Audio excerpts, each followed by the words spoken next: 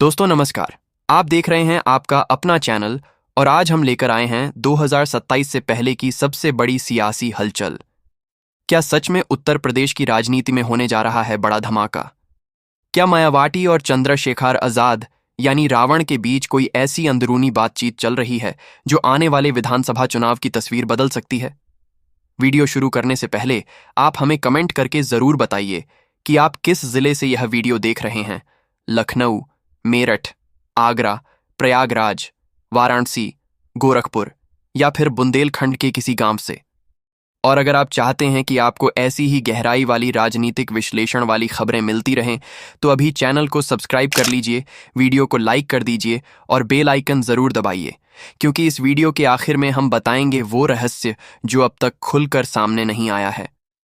पिछले कुछ समय से सियासी गलियारों में एक चर्चा तेजी से घूम रही है कि क्या हाथी और भीम आर्मी की ताकत एक मंच पर आ सकती है। बहुजन समाज पार्टी और भीम आर्मी के समर्थकों के बीच सोशल मीडिया पर बहस तेज है। कुछ लोग इसे दलित राजनीति का नया अध्याय बता रहे हैं तो कुछ इसे सिर्फ अटकलें कह रहे हैं। लेकिन राजनीति में जब किसी खबर की गूंज इतनी दूर तक जाती है तो उसके पीछे कोई न कोई रणनीति जरूर होती है। 2024 के चुनावों के बाद यूपी की राजनीति में जो खालीपन दिखा उसने कई सवाल खड़े किए। दलित वोट बैंक पहले की तरह एकजुट नहीं दिखा। एक हिस्सा पारंपरिक नेतृत्व के साथ रहा तो एक बड़ा वर्ग युवा नेतृत्व की ओर आकर्षित हुआ। ऐसे में अगर दोनों ताकतें साथ आती हैं तो यह सिर्फ गठबंधन नहीं बल्कि समीकरणों का बड़ा पुनर्गठन होगा। राजनीतिक विश्लेषक मानते हैं कि यूपी में लगभग 5वां हिस्सा दलित मतदाताओं का है और अगर यह वोट एक दिशा में जाता है तो 2027 का परिणाम चौंकाने वाला हो सकता है।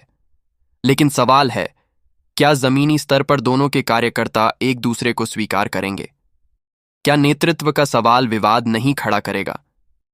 क्या सीट बंटवारे का फॉर्मूला आसानी से तय हो पाएगा?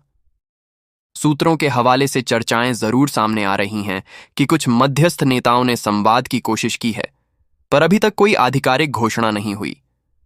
राजनीति में कई बार ऐसी चर्चाएं दबाव की रणनीति भी होती हैं, जिससे अन्य दलों को संदेश दिया जा सके कि विकल्प तैयार है। यही वजह है कि यह पूरा घटनाक्रम रहस्यमय भी है और रोमांचक भी। अब जरा 2027 के चुनावी गणित पर नजर डालिए। अगर मान लीजिए कि मायावती और रावण एक मंच पर आ जाते हैं तो सबसे बड़ा असर किन सीटों पर पड़ेगा? पश्चिमी यूपी, बुंदेलखंड और कुछ आरक्षित सीटों पर सीधा मुकाबला बदल सकता है। युवाओं का एक वर्ग जो बदलाव चाहता है उसे नया विकल्प मिल सकता है। वहीं पारंपरिक समर्थकों को भी एकजुट संदेश जाएगा। लेकिन गठबंधन जितना ताकत देता है उतना ही जोखिम भी साथ लाता है। इतिहास गवाह है कि यूपी में कई गठबंधन बड़े दावे के साथ बने और कुछ समय बाद बिखर भी गए। इसलिए यह सवाल भी महत्वपूर्ण है कि क्या यह समझौता सिर्फ चुनावी होगा या दीर्घकालिक राजनीतिक साझेदारी की ओर कदम होगा? अंदरखाने की चर्चाओं में यह भी कहा जा रहा है कि असली खेल समय का है। सही समय पर घोषणा करके अधिकतम राजनीतिक लाभ लेना रणनीति का हिस्सा हो सकता है। कुछ लोग इसे सिर्फ सियासी दबाव बनाने की चाल बता रहे हैं ताकि अन्य दलों के साथ बातचीत में मजबूत स्थिति बनाई जा सके। तो आखिर सच क्या है? क्या 2027 से पहले सच में बड़ा धमाका होगा या यह सिर्फ राजनीतिक हवा है? दोस्तों, राजनीति में हर चाल सोच समझकर चली जाती है और हर खबर के पीछे कई परतें होती हैं। इस पूरे घटनाक्रम का असली रहस्य शायद अभी पूरी तरह सामने नहीं आया है, लेकिन संकेत जरूर मिल रहे हैं कि आने वाले महीनों में यूपी की राजनीति में कुछ बड़ा देखने को मिल सकता है। दोस्तों, अब कहानी यहीं खत्म नहीं होती, क्योंकि राजनीति सिर्फ बयान और चर्चाओं से नहीं चलती बल्कि जमीनी संकेतों से चलती है। पिछले कुछ महीनों में जिस तरह से दलित समाज से जुड़े मुद्दों पर दोनों पक्षों की भाषा में बदलाव देखने को मिला है, उसने राजनीतिक विश्लेषकों को सोचने पर मजबूर कर दिया है। पहले जहां सीधी टकराहट दिखाई देती थी, वहीं अब सार्वजनिक मंचों पर शब्दों का चयन ज्यादा संतुलित दिखता है। क्या यह सिर्फ परिपक्व राजनीति है या आने वाले किसी बड़े कदम की तैयारी? उत्तर प्रदेश की राजनीति में सामाजिक समीकरण हमेशा निर्णायक रहे हैं। अगर हम पिछले 2 विधानसभा चुनावों का पैटर्न देखें तो साफ दिखता है कि वोटों का छोटा सा प्रतिशत भी कई सीटों का परिणाम बदल देता है। ऐसे में अगर दलित वोट बैंक का बड़ा हिस्सा एक दिशा में जाता है तो यह 60-80 सीटों तक असर डाल सकता है।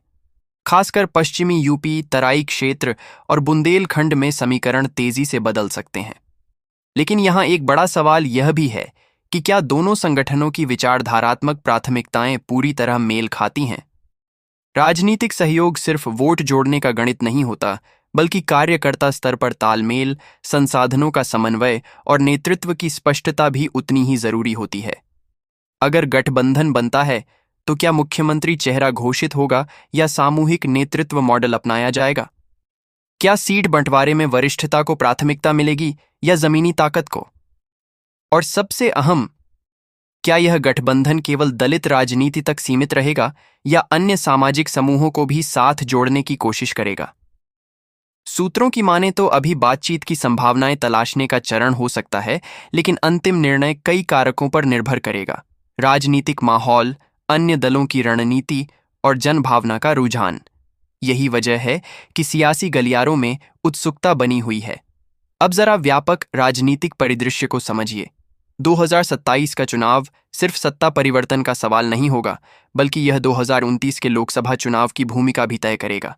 अगर कोई नया समीकरण 2027 में मजबूती से उभरता है तो उसका असर राष्ट्रीय राजनीति तक जाएगा। इसलिए हर दल अपनी चाल बेहद सोच समझकर चल रहा है। अगर मायावती और रावण साथ आते हैं तो विपक्षी दलों को अपनी रणनीति बदलनी पड़ेगी। कुछ सीटों पर त्रिकोणीय मुकाबला सीधा द्वंद्व में बदल सकता है। वहीं कुछ जगहों पर परंपरागत वोट ट्रांसफर की चुनौती भी सामने आएगी। राजनीति में वोट ट्रांसफर सबसे कठिन प्रक्रिया मानी जाती है।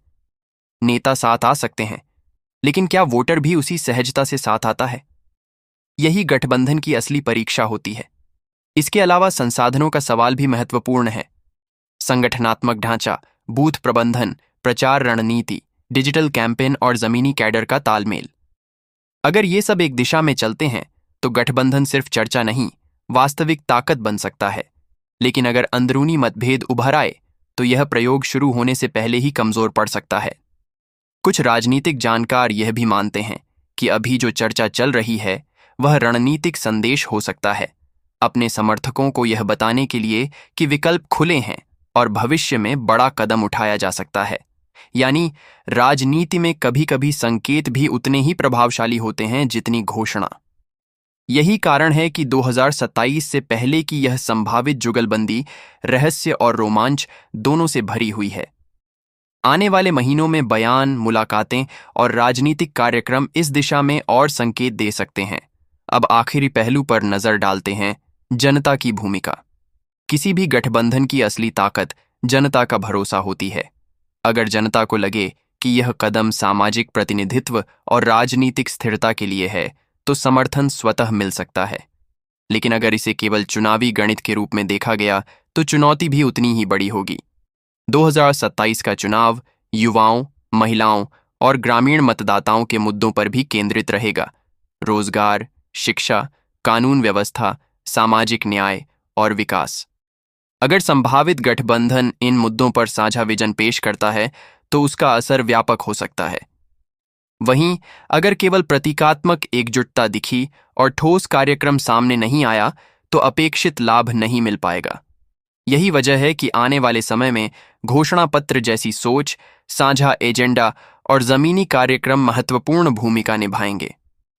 अभी तस्वीर पूरी तरह साफ नहीं है, लेकिन संकेत बता रहे हैं कि राजनीतिक हलचल जारी है। संभव है कि आने वाले महीनों में कोई बड़ा बयान या संयुक्त कार्यक्रम इस सस्पेंस को खत्म कर दे। और यह भी संभव है कि चर्चा रणनीतिक स्तर पर ही बनी रहे। लोकतंत्र में हर बदलाव जनता के निर्णय से तय होता है, इसलिए अंतिम फैसला मतदाता के हाथ में ही होगा। तो दोस्तों, क्या आपको लगता है कि ऐसा गठबंधन उत्तर प्रदेश की राजनीति को नई दिशा देगा? क्या इससे सामाजिक समीकरण मजबूत होंगे या नई चुनौतियां पैदा होंगी? में इस समय सबसे बड़ी चर्चा उस संभावित गठबंधन को लेकर है जिसने दिल्ली से लेकर लखनऊ तक के सियासी गलियारों में हलचल मचा दी है। ये चर्चा है बहुजन समाज पार्टी की सुप्रीमो मायावती और भीम आर्मी के प्रमुख चंद्रशेखर आजाद रावण के बीच बढ़ते तालमेल की। 2027 के विधानसभा चुनावों से काफी पहले इस गठबंधन की आहट को एक बड़े धमाके के रूप में देखा जा रहा है।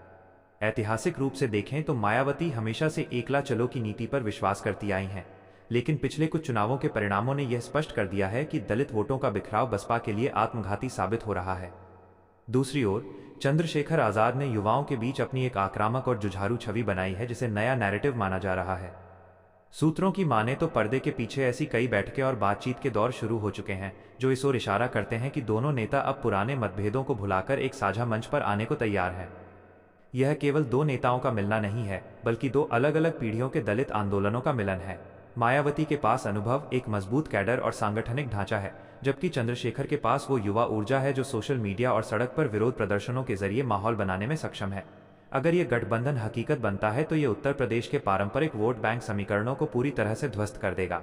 वर्तमान में जिस तरह से दलित वोट बैंक भाजपा और इंडिया गठबंधन के बीच बंट रहा है, उसे रोकने के लिए ये मास्टर स्ट्रोक साबित हो सकता है। अंदरूनी खबरें बताती हैं कि गठबंधन का खाका इस तरह तैयार किया जा रहा है कि मायावती को सर्वमान्य नेता और मुख्यमंत्री चेहरे के रूप में पेश किया जाए, जबकि चंद्रशेखर को भविष्य के बड़े चेहरे और युवाओं को जोड़ने वाली धुरी के तौर पर देखा जाए। यह रणनीतिक कदम सत्ताधारी दल के लिए बड़ी चुनौती बन सकता है, क्योंकि ये गठबंधन सीधे तौर पर राज्य की करीब 21% आबादी को एक छतरी के नीचे लाने की क्षमता रखता है।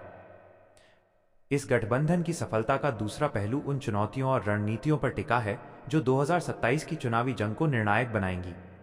राजनीति के जानकारों का मानना है कि मायावती और रावण का साथ आना भाजपा के हिंदुत्व कार्ड और विपक्ष के संविधान बचाओ नारे का सबसे सटीक जवाब हो सकता है। अंदरूनी सूत्रों का कहना है कि इस संभावित गठबंधन का मुख्य फोकस पश्चिमी उत्तर प्रदेश होगा, जहां चंद्रशेखर की पकड़ मजबूत है, और बुंदेलखंड व पूर्वांचल जैसे क्षेत्र होंगे जहां बसपा का आधार आज भी कायम है। गठबंधन की स्क्रिप्ट में केवल दलित ही नहीं, बल्कि पिछड़ों और अल्पसंख्यकों को जोड़ने का एक नया फॉर्मूला भी तैयार किया जा रहा है। यदि ये गठबंधन जमीन पर उतरता है तो ये सोशल इंजीनियरिंग का एक नया संस्करण होगा।